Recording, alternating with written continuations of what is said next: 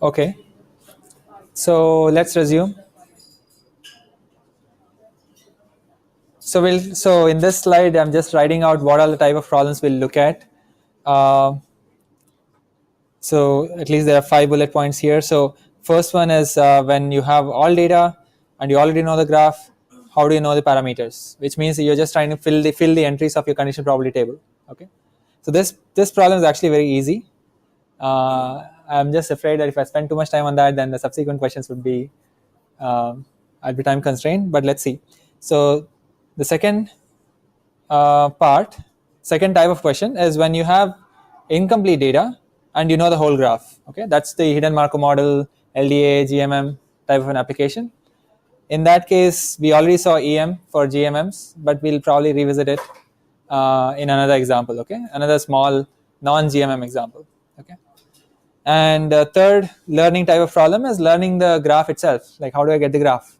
Okay, here we really don't have much to say. I mean, at least in this lecture. But there is a huge field where they're trying to understand either you can define the graph using a priori information like domain knowledge, or you can use data to get a graph structure itself, learning graph structures. But let's see what we discussed there. And the next couple of questions are about undirected graphical models. Remember, one example of undirected graphical models is conditional random field, but also things like image segmentation. If you wanted to do image segmentation, you would have an undirected graph where each pixel would be an observed random variable connected to its neighbors. Each pixel's segment, which segment it belongs to, is a hidden random variable.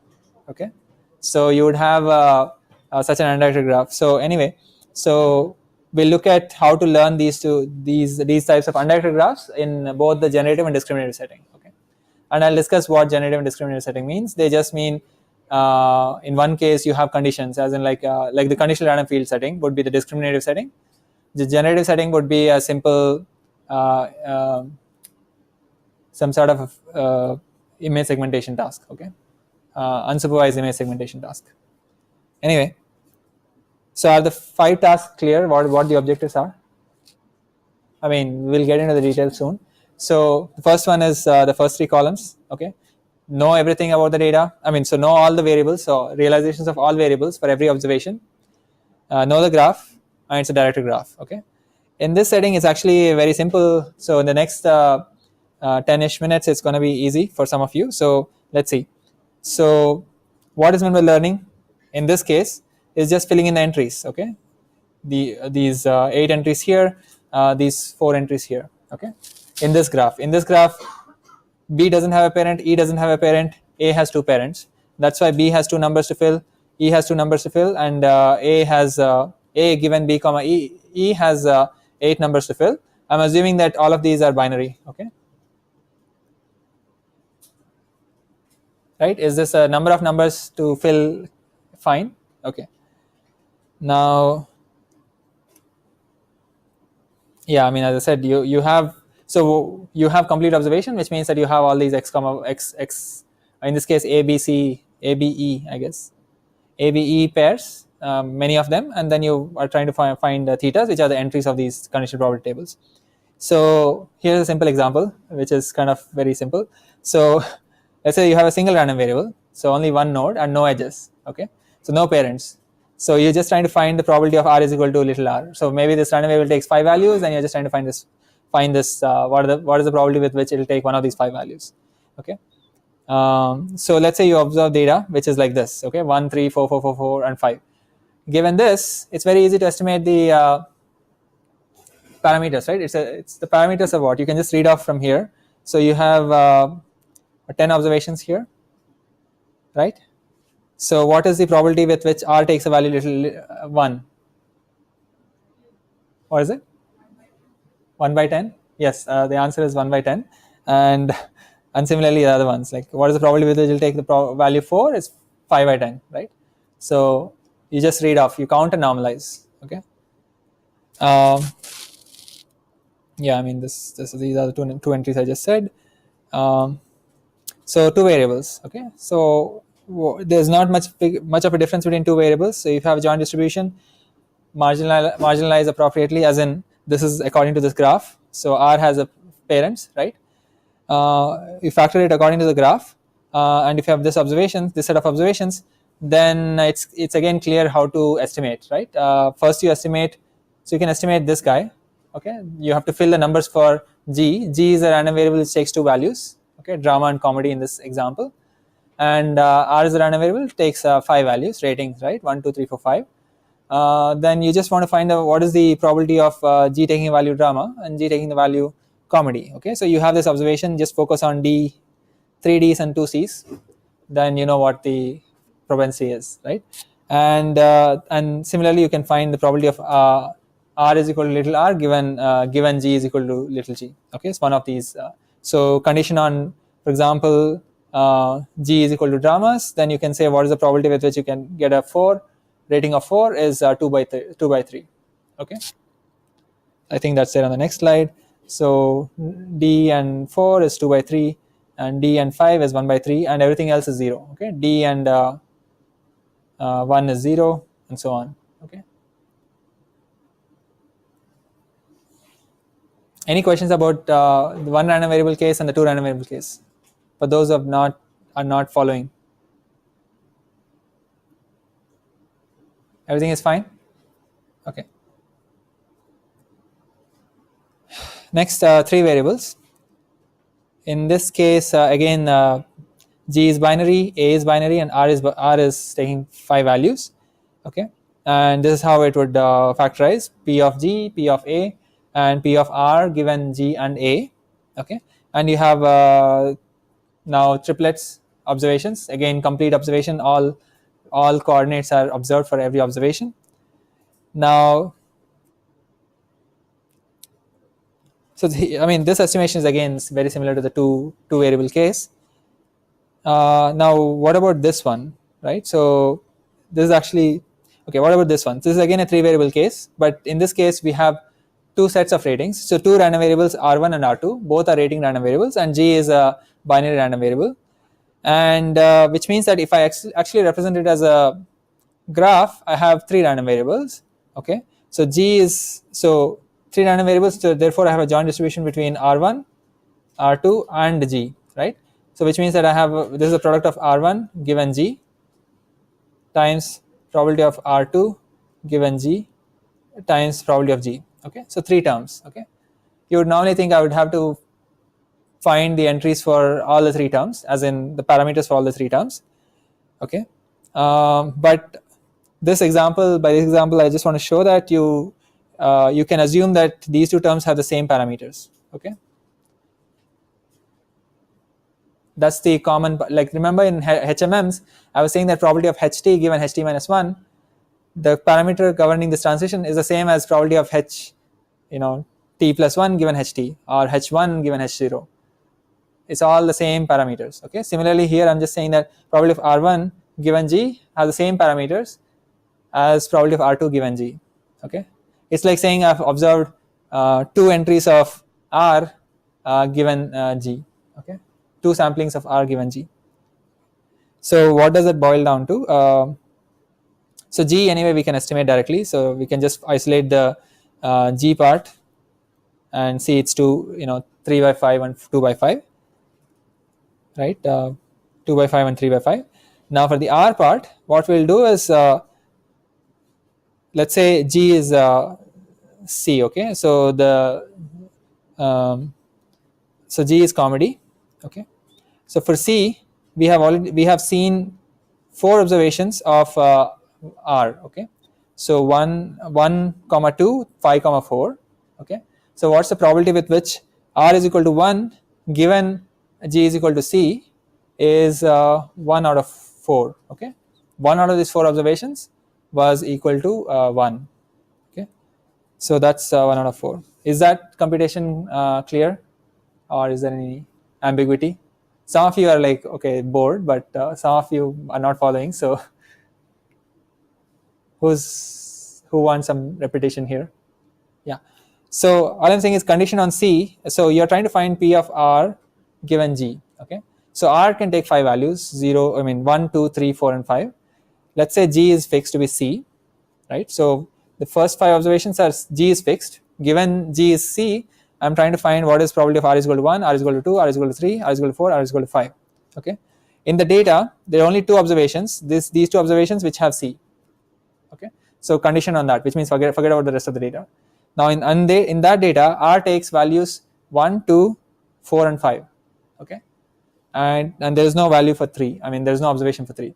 So since it takes one observation of each of these 4 guys, each one of these appears with 1/4 probability. Okay, and R is equal to 3 appears with 0/4, 0 with 0 probability. Okay, that's it. That's 0 here, and everything else is 1/4. Same computation here. So 1 and 2 never appear with D. So under the D, there is no 1 and 2 here. And remaining observations. So the remaining observations, I'm just clubbing them together. Okay, there is no distinction between R1 and R2 because I said the dynamics are the same. The same parameters are in these 2 factors. Okay, is that clear? Okay, so what we were just doing before, counting and normalizing, is essentially what you would get even if you explicitly write down the likelihood and maximize it. And so this is the likelihood, right? So in this example, this is the likelihood function. This is literally the likelihood function. Okay, there will be some parameter theta, and you're saying, okay, so for any parameter theta, I can find the probability of G is equal to little g, R1 is equal to little r1, and R2 is equal to little r2. Okay, and I just want to find the theta which maximizes the likelihood. If you do that, that theta is actually going to evaluate to these numbers, these two numbers. Okay, all these numbers. So we are actually doing maximum likelihood estimation when we are just looking at counting the number of times a random variable took a particular value divided by number of observations. Okay, there's actually an explicit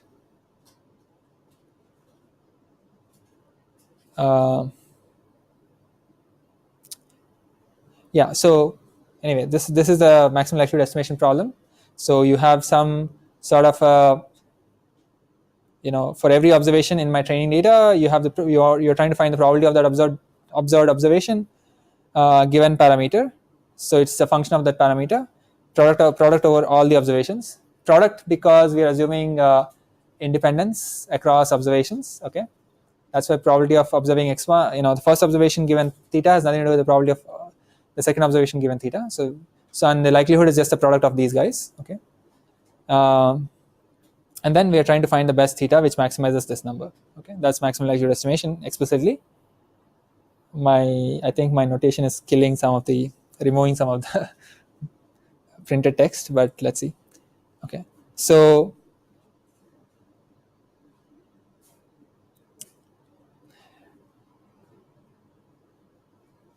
yeah, so this is the 2 variable case. Remember, there was a G and then R. Right, in this graph, if you had 3 data points, then the product of I literally wrote down the joint distribution as a product of the conditional times marginal, like R given G times G, and so you have 3 observations. So you have 3 terms for the 3 observations for G and 3 terms for the R observation given G. Okay. And then then the maximization problem is this. Okay, and each problem. So probability of G, this is supposed to be 2 numbers. G is equal to D drama or comedy, right? And similarly, this guy has to be 5 numbers, and this guy has to give me 5 numbers, right? For each value of whether drama or comedy, what's the rating? R is equal to 1, R is equal to 2. So you can just figure out like what these numbers are. Okay, this is essentially what we did when we were eyeballing the counting and normalizing. Okay. Anyway, that's I guess this is a warm up for if you have directed probabilistic graphical models. Simple, all data is observed. Then you just have to do very simple maximum likelihood estimation. But HMMs, GMMs, LDAs are not these. They are directed probabilistic graphical models, but they are not. They have unobserved variables, right? HMMs have a bunch of random variables which are not observed. Okay, So for those problems, we also know the answer, which is EM. We just saw EM for GMMs, right, in the first part of the lecture. Agree? Okay, we agree that we saw EM. So in this version, in this variant of the problem, learning problem, did it break?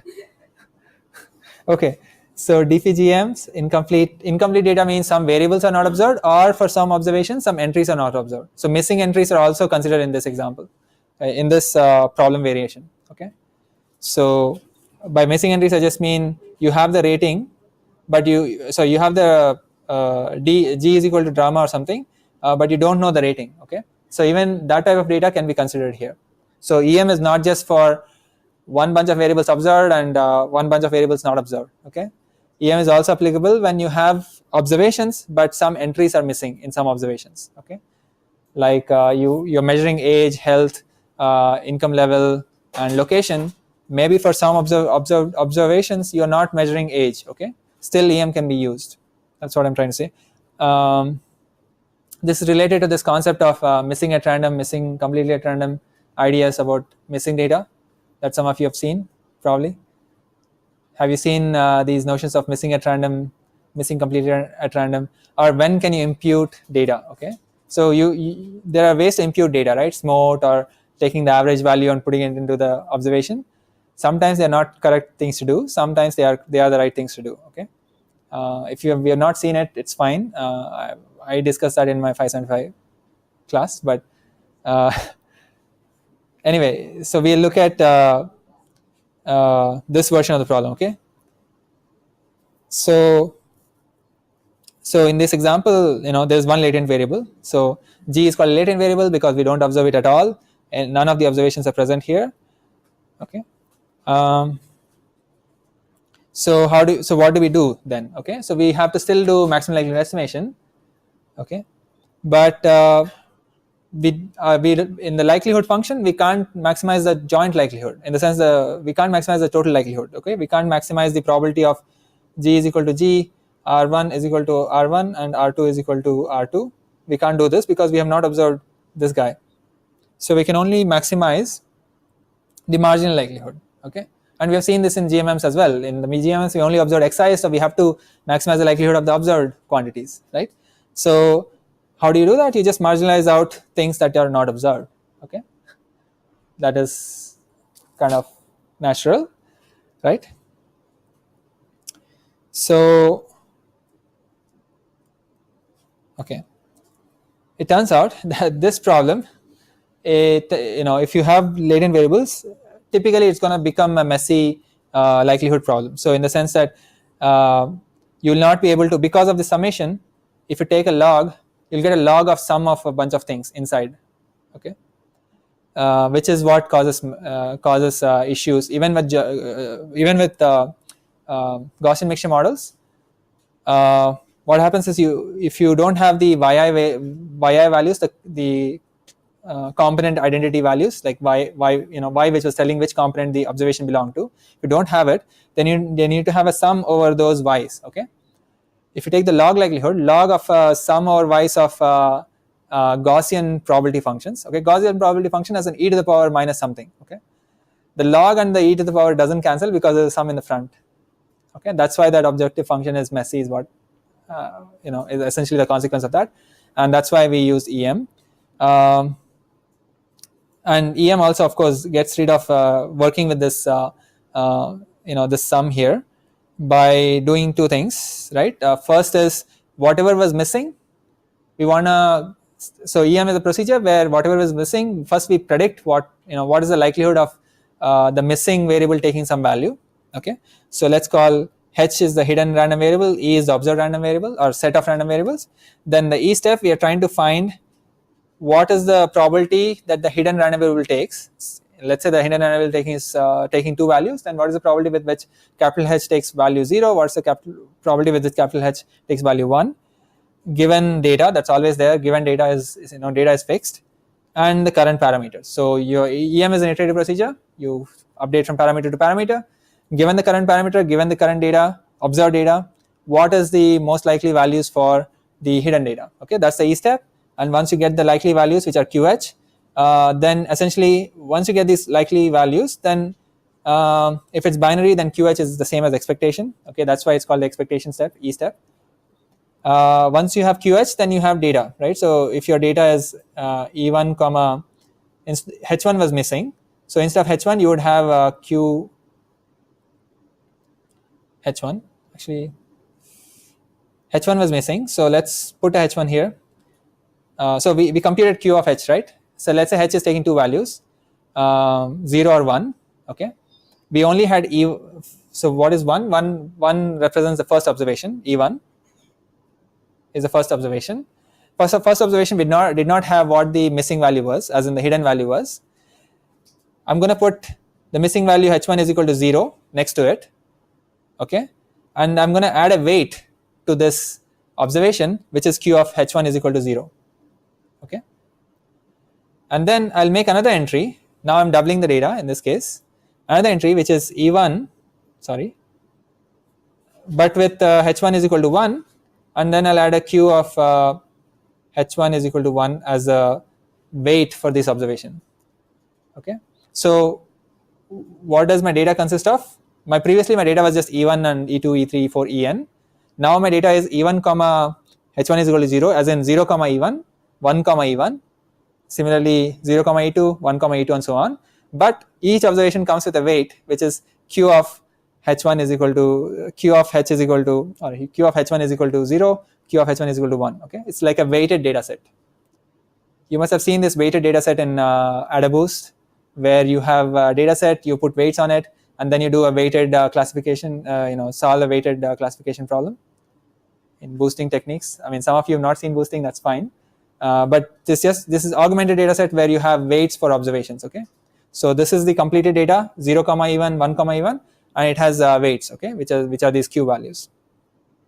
Once you have the complete data, then you can just do maximum likelihood over the joint distribution. Okay, maximum likelihood on joint distribution is typically easier than maximum likelihood on the marginal, which involves this summation, and so log and sum don't mix nicely.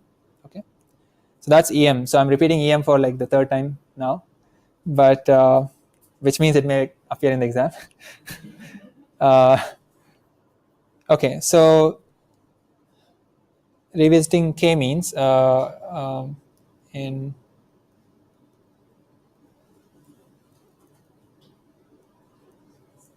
okay. So now I just want to have a make a brief comment about k-means clustering, okay, and GMMs, Gaussian mixture models, and k-mean clustering. So what I want to say is that k-means is a special case of EM algorithm, or looks like a special case of EM algorithm. What does k-means? What's the k-means objective? It's a clustering problem. So you wanna, given a bunch of data points, and let's say k also the number of clusters, you wanna figure out the cluster centers. Okay, the output is going to be cluster centers, and which cluster does each point belong to, right? That's the output. Now, which cluster does each point belong to is like that QH computation, the E step of the EM algorithm. EM algorithm is saying, EM algorithm also for GMMs, let's assume there are k Gaussian mixture components. Then EM is in the E step is saying which one of these k components does this current point belong to. Okay, take it to the limit. If there is a distribution, maybe it belongs to the first cluster, say first component with probability 0.5, second cluster with probability 0.2, third cluster with probability 0.2, and fourth cluster with probability 0.1. You forget about the ones which are lower values. Think of the assigning to the one with the highest component is the cluster being assigned to for this point in this iteration. Okay, that's like the k-means clusterings, one of the steps of k-means clustering iteration, where given the current cluster centers, you assign points to the cluster, right? And then once you assign the assign the points to clusters, again you recompute the cluster center. The recomputing of the cluster center is the M step of EM algorithm.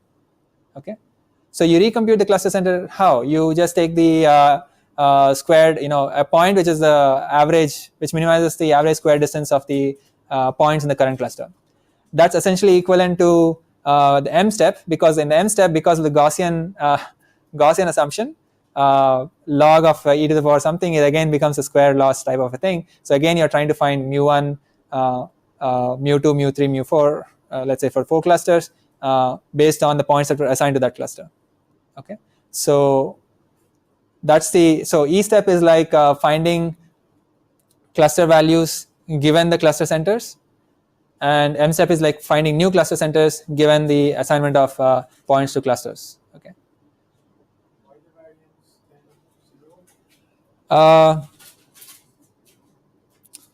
So variance. So this is like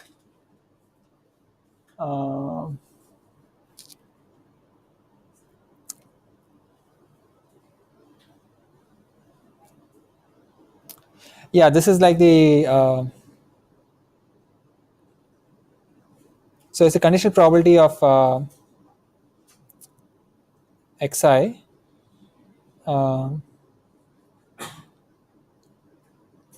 given, let's say, the cluster for this ith guy is something, let's say C. Okay, so this conditional probability, we assume it to be normal, right, with some mean mu for the C and sigma C. Okay, so I'm just saying that this probability should be 1. Essentially, this is not normal, but this should be 1. So it's like a unit mass on mu C. Okay, I mean, just so here I've not really made it very clear, as in like very exact. So, but all I mean is that given that I've assigned this point to a cluster C, then there is no probability mass around it. Okay, there's this. It should be concentrated around mu C. Okay, I mean, in the sense that this sigma is, yeah, this is going to 0 basically, going to 0. But that's inexact in this slide. In this couple of slides, we can make it exact.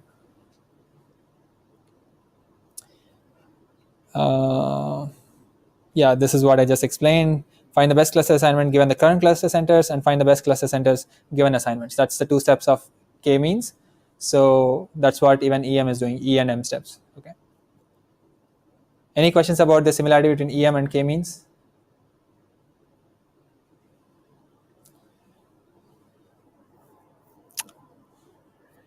Okay, so what is, yeah, so one last point. I mean, so here there's a lot of text, but all I want to say is that this in the E step, you're trying to find what is the most likely assignment for the hidden variables given evidence and the current parameters, right? You're trying to find probability of H given E, E as in evidence observed guys being little e and the current parameter theta.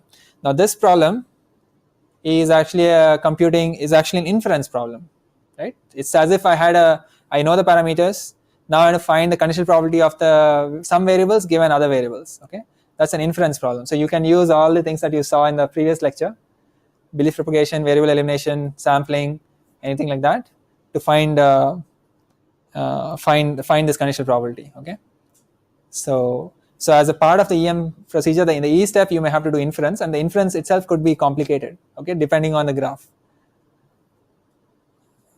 Okay, especially with hidden variables, it could be complicated. So that's the only caveat. Otherwise, once you can do this inference, the E step computes basically this likelihood. So the probability of the hidden variable taking different values. Once you know that, then you can just do MLE, which may turn out to be just counting and normalizing. If you have actually a directed graphical model, we saw in the previous 5 minutes ago that if you see all the observations, then it's just a counting and normalizing exercise, and that's what also happens in Gaussian mixture models. Once you estimate what could be the latent clusters or components that observations belong to, it's just counting and normalizing. I mean, it's a continuous, because x's are continuous. There's some averaging formula that we saw, but otherwise, if it was discrete, then it would have been just sum over something divided by n type of a computation. Okay, so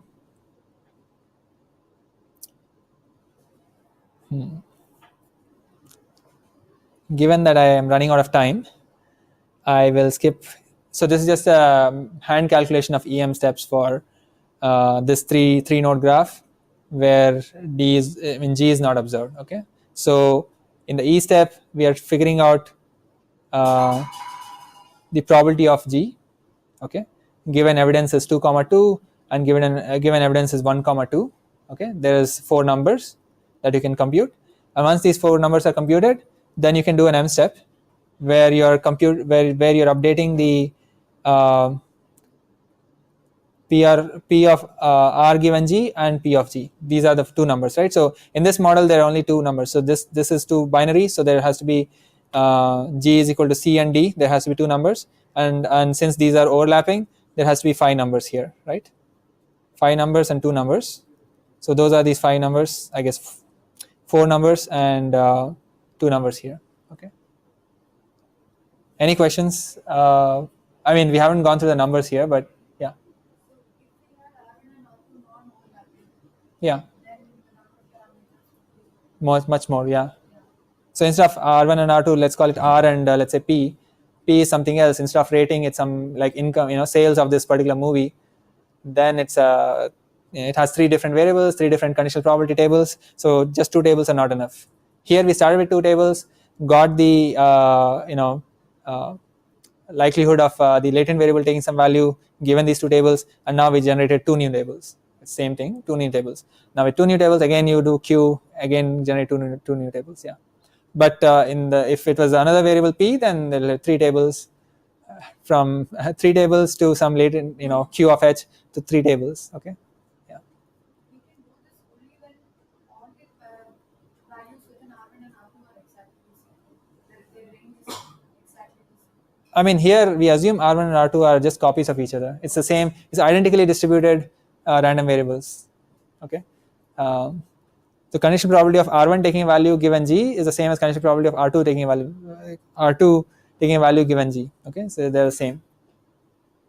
I mean, their ranges are the same. Yes. Okay, so that's fine. So in the last 15-ish minutes, I'm gonna look at other problems, but I'm gonna speed through them because there's not. So we're gonna look at because we'll probably not go into details of the level of an example, a toy example. Okay, but we'll understand like what is the issues involved. At least highlight what are the issues involved. So there are 3 problems left. Okay, so the first problem is going to be, how do I know the graph? Okay, of course, if you know the domain, if you know domain knowledge about a bunch of variables, then you can draw some graph. But if you don't know, then you have to detect figure out what is the appropriate graph. Okay, so that's the first problem, and then we'll look at UPGM with some these 2 aspects. Okay, so the graph structure learning problem. So forget about parameters. We don't worry about the parameters now. Given, let's say, x comma y pairs, two columns of your data, which model is correct? Is this model correct, or is this graph correct? Okay. So remember, the graph encodes some conditional independence properties. In this case, this graph is saying that x and y are independent, right? There is no edge between them. Whereas this graph is not saying anything. This is just any relationship between x and y is fine. Okay. So given data, we cannot really say which graph is actually correct. Okay, we can probably say which graph is more likely, in the sense that we can assign just like you basically think of Bayes' rule. So before observing the data, both graphs may be equally likely. After observing the data, one of the graph is more likely than the other. Okay, that's essentially what's happening here. So maybe in this case, before observing the data, the graph likelihoods were like 0.7 and 0.3. After observing the data, maybe the likelihoods were different. Okay, so for which you need a model for what is the probability of this graph given this data set. Okay, given pairs of observations, what is the probability of this graph being the true graph. Okay, so now there's a random variable which is picking graphs. Okay, graph 1 versus graph 2 versus graph 3, which is this let's call the random variable capital M. It's just saying if m is equal to little m1, given data, what is this probability? what's the probability of this capital M being little m2 given data. Okay, we don't. So this is the complex. This is the object that we should discuss and the details, but we're going to skip that because that is non-trivial, and there are many ways to find the conditional probability of likelihood of a graph given data. Okay. But once you can do this, compute this, then the problem is relatively easier because you can just figure out which graph. You can pick the most likely graph or average out the graphs. Even if you don't know the graph, if you want to do inference, you can. If you have a distribution of graphs, you can average it out, just like marginalization. So the M is a random variable, which kind of denotes a graph. Under each graph, you can do 100 different inferences, but you don't know which graph it belongs to, so you can marginalize out that information as well, sum over all the graphs. Okay, it's like meta, one level higher. You're averaging out graphs. Okay, because you don't know which graph you belong to. But anyway, so that's, I think I have.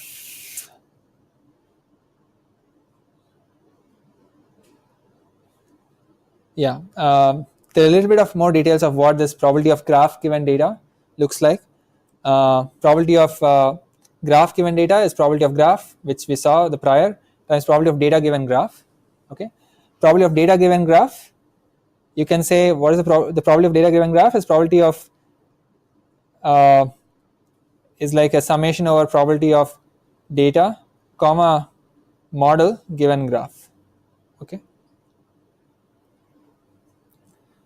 And probability of data comma model given graph, sum over models. I mean, sum over models is the same as this integration over theta. This is nothing but probability of data given model and graph, and probability of model given graph. So there is just a base rule, I mean, conditional probability definitions going on here. But all I want to say is that things can be marginalized out. So if you want to find the probability of a data given a graph structure, you want to average out all the possible parameters under this graph that could explain this data. If you average it out, then you'll get the probability of that data given model. Okay, data given the graph. Okay, so I'm averaging out all the parameters that could result from having this as a graph structure. So if I have the independent graph structure, there's going to be 2 parameters for the 2 random variables.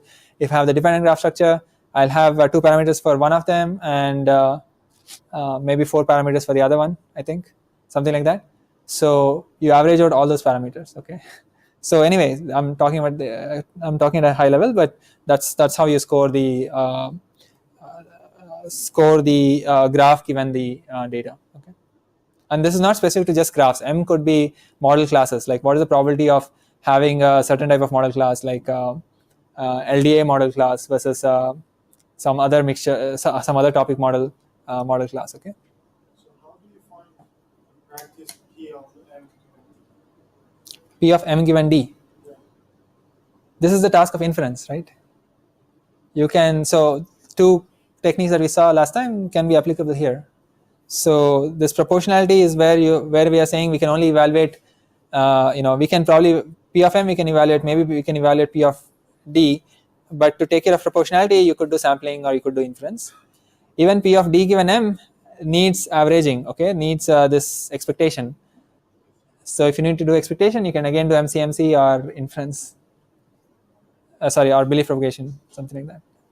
So it is a bit involved. So before everybody is lost on the details, let's move forward. I'll skip that slide, combined learning. So now we're going to look at undirected graphs and generative models. Okay, just to give a flavor of yet another learning problem which is different. Okay, which is different from the directed ones, because directed ones was just, if you knew all the data, it was just count and normalize.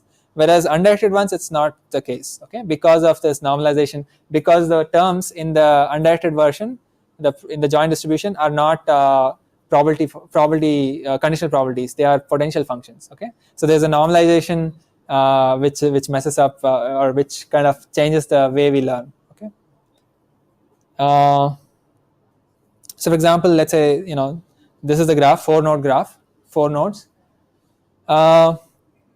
You could have potential functions like this, right? So, like for example, there's a potential function between these 2 random variables. Okay, and generally the way you write the joint distribution is something like this, where you have a bunch of product of factors, and z is just a sum of those factors over all the assignments of the random variables. Okay, that's just recap. Now,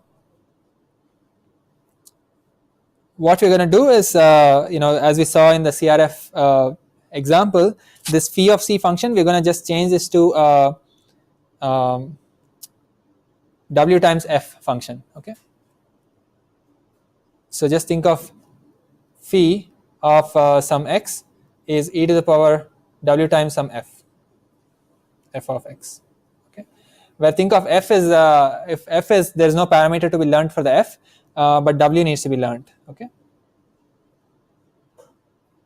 so it's a simple transformation. I'm restricting the potential functions to be only of this form, where w is the only thing that's scaling or that can change, and then all the phi evaluations are like this. Okay, then w is called the weight of the feature, and wf's are called features. Okay, these are just think of them as hand engineered features, like you do transformations and stuff like that. So f's are essentially, even just think of them as indicator features. Okay, something was present or not. Okay, like for example here f is like indicator of if not smoking or cancer. Okay, something like that. And w is some number. Okay, that would completely determine one factor in this joint distribution. Okay, now what we want to do is learn, right? So given data, which is the values of these random variables, what we want to learn is w's. Okay, how many w's are there? It could be whatever number of factors are there. Each factor will correspond to a w, or each feature will come with a w in front of it, each feature function. So we want to learn those w's. Okay, given data. And what's going to mess us up is this z. Okay, the z will involve is a function of w's as well. Okay, I have not written it explicitly here, but it's a function of w's. So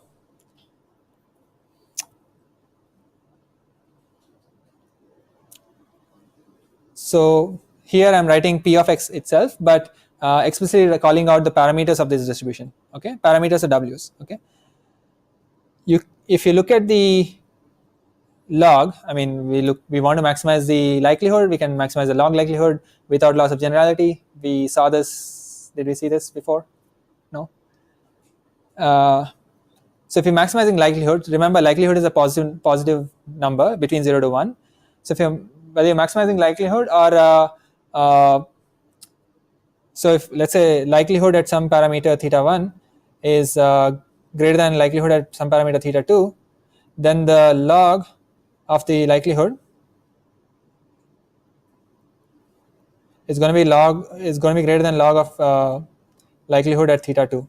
Okay, so if some parameter is evaluated to higher likelihood than some other parameter, then the log operation doesn't change the relative relation between these two thetas. Okay, so which means that if you're whether optimizing over the log likelihood or whether you're optimizing over the likelihood, you'll get to the same thetas. Of course, objective values will be different because one has log and the other one doesn't, but the thetas will be the same.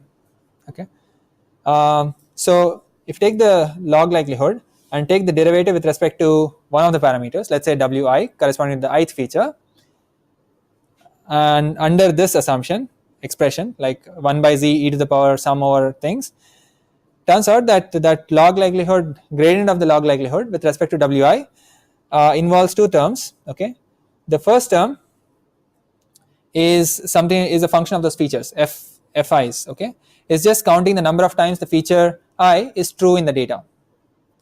Remember, like for example, this feature, smoking and cancer, it's a function of smoking and cancer. You just look at those two columns and see how many times was smoking, not smoking true, and not smoking 1 and cancer 1, or smoking was 0 and cancer 1. Okay, that would make this function 1, right? So ni is just a function of data. It's just counting the number of times that that feature was true in the data. And the second term is the expectation of this count under the model.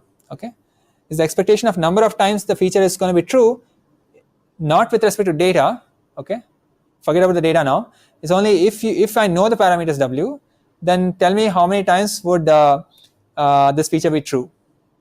Okay, That's the second term. And why are we getting the second term is because of this z. Okay, this z is a function of w. So if you take the derivative of this log likelihood with respect to w, the first term is resultant from just this guy. If you take the log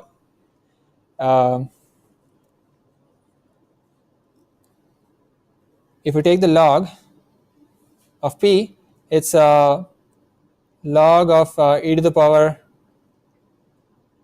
sum of wi fi of x 1 by z, right, minus log of z, right.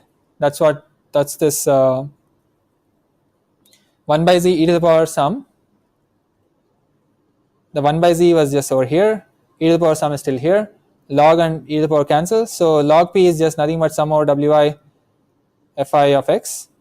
Okay, I is equal to 1 to, let's say, j features, minus log of z, which also depends on w1 to wj, whatever j features. Okay, now take the derivative with respect to wi, then you know that there's only one term which involves wi. There's only fi remaining, fi of x, and then you average over all the observations, right. Your likelihood is actually sum over n observations. Okay, so there's sum over n observations still there. This is maybe k is equal to 1 to n observations. That's the first term. Okay, because your likelihood will have an averaging over n observations. The second term is from z. Okay, the second term is saying under the model how many times would this feature be true. Okay, and that's it. So now you have the log likelihood. To find this, okay, it needs inference. So the blue box, the term in the blue, is an expectation over a given, let's assume some w. Okay, given a w, can you tell me what is the expectation of some function of w? Okay, that's an expectation operation. That means I need to do inference. Okay, that means I either need to do Markov chain Monte Carlo sampling, or I need to do Willy propagation and somehow get this expectation. Okay, so in terms of maximizing likelihood, I have the likelihood, take the gradient. Okay, in the gradient, to do a gradient update of my w. So let's say I start with w values. I want to get to next w values. I do simple stochastic gradient descent. Okay, start with some w values minus alpha times gradient of the loss. In this case, gradient. I mean, here it's a gradient of the likelihood. Gradient of the likelihood with respect to parameters that involves some inference. Okay, once you do that inference, you get the gradient, and then you can just do gradient descent, a gradient ascent in this case. Okay, so that's the punchline. In the sense of that's the key aspect which is different for UPGMs compared to probabilistic graphical models, the directed probabilistic graphical models. Okay, and let's skip this and skip that as well. I mean, it's very similar. So I think so in terms of summary, we looked at learning problems with graphical models. So the way we discuss it seems as if it's disconnected from many of the supervised learning and unsupervised learning techniques that you've seen, but they're all connected through the common lens of once you assume things are random variables, then you have a graph around them, and once you have a graph, you just have to do maximum likelihood estimation. It may be difficult if the variables are hidden or missing in some observations, then you'll have to do EM, or there are other techniques like variational inference techniques that need to be employed. Okay, and if you have UPGMs, they have another issue, which is this normalization constant. But the moment you have missing data or latent variables, you will have to have an inference step within your you'll have to have an inference step within your E step of EM, or in this gradient update part of your UPGM, the gradient computation itself. Okay, so there's going to be an inference step hidden within learning step. Okay, so whatever you studied in last lecture could be a subroutine for learning. Okay, so we looked at these 5 problems. I mean, we kind of we skipped over discriminative version, but that's the summary. So this is the end of probabilistic graphical models. We took a very quick tour. It's I mean, if you've seen the textbook reference on the syllabus page, it's like 500 pages. So when you have time, maybe over the next couple of days, go through the whole thing. Okay, so that's it for today.